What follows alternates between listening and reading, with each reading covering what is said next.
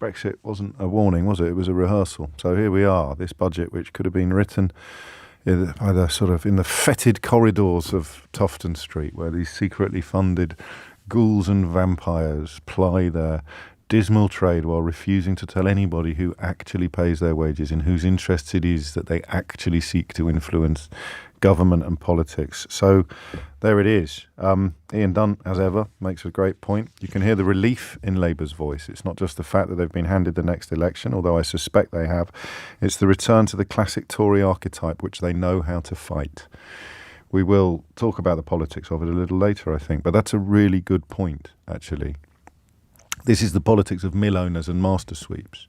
This is a fiscal statement or a mini budget, whatever you prefer, that is notable at the first instance for three things.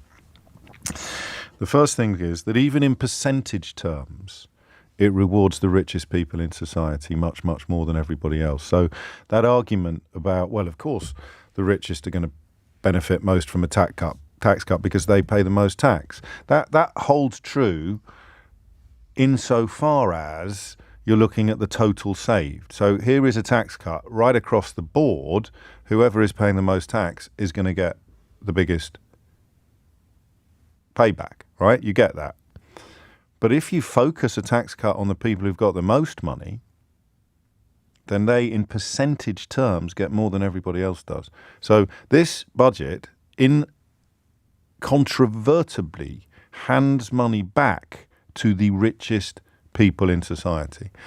I almost need somebody to seek to justify that position. I think we had a fellow in Acton who tried to do it earlier in the week on the grounds that either trickle-down economics didn't exist or that it does actually work. Those are the sort of twin positions being taken by the axis of idiocy, represented by these think tanks and the Spectator magazine and the Daily Telegraph and the rest of it.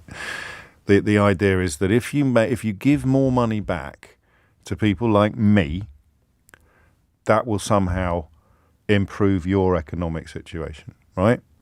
So obviously I would love to believe that. I would love that. I'm at risk of sounding like Kevin Keegan at this point, talking about Liverpool losing. I'd love it. I would love it. If you could actually persuade me that by handing me thousands of pounds today, Kwasi Kwarteng, who hasn't given you anything, is actually really helping you, not me. If you can do that, 0345 6060 973 is the number you need.